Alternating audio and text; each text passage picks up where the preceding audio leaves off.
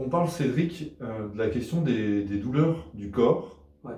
ces douleurs chroniques en fait, auxquelles on ne porte pas toujours attention. Et puis un jour, on sent que ça coince un peu, et puis par accumulation, c'est pas forcément facile à vivre.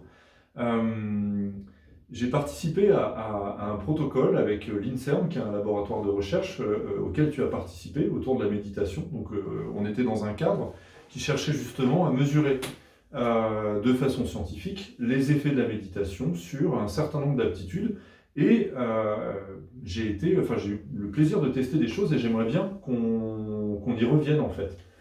Peut-être avec différents paliers, différents niveaux.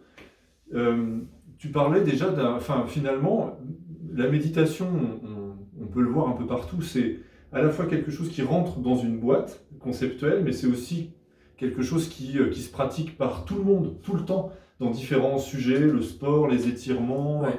la musique, le temps que je prends pour me centrer avant quelque chose. Enfin bref, je médite finalement un peu tout le temps. Mmh. Et donc, moi j'aimerais bien, si c'était possible, que cette première vidéo soit une espèce d'apéritif. C'est-à-dire si moi j'ai l'impression que je ne sais pas méditer, par quoi je peux commencer sans que ça m'impose de me mettre en position du lotus ou je ne sais quoi. Alors, tu saisis un truc essentiel dont il faut que je parle avant que je te fasse une démo, parce que je pense que le plus simple, c'est qu'on parte je veux bien. sur une démo et qui sera donc disponible pour tous ceux qui veulent y goûter. Je trouve aujourd'hui le mot méditation, j'ai presque envie de te dire qu'il est mal choisi, tellement il a été utilisé ces 20 dernières années à tort et à cri. Et aujourd'hui, on a du mal finalement à dissocier ce qui est de la méditation traditionnelle, c'est-à-dire cette idée selon laquelle il faut que tu sois assis à un endroit spécifique avec une musique calme, et voilà, Ok. Ouais. de ce que c'est que véritablement méditer. Parce que méditer, en fait, je dirais presque de l'extérieur, ça ne se voit pas. Tu peux tout à fait être dans un rapport à toi-même qui est absolument ajusté, sans avoir une pratique de type yoga qui vienne externaliser que tu es en train de méditer.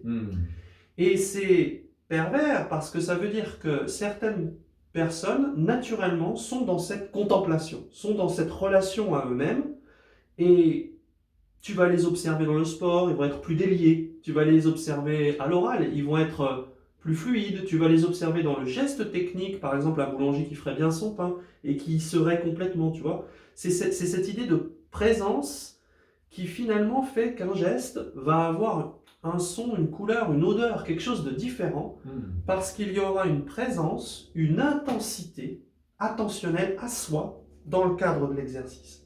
J'y suis. J'y suis. Ouais, j'y suis. Et c'est extrêmement important de commencer avant quoi que ce soit de dire ça, parce que ça singularise ce qu'on va raconter là maintenant. Okay. Mon objectif, c'est pas de m'incorporer à un cadre qui existe déjà, parce que on peut tout à fait faire des vidéos en renvoyant la méditation Ashtanga, c'est ça, la méditation c'est ça, telle méditation c'est ça, Ashtanga pardon. Toutes les méditations existent, pas de problème.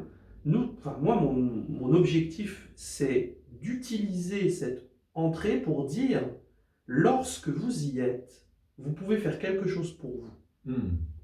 Alors, on s'arrête là, on passe à la prochaine vidéo où là tu vas me montrer, mais je bouge pas.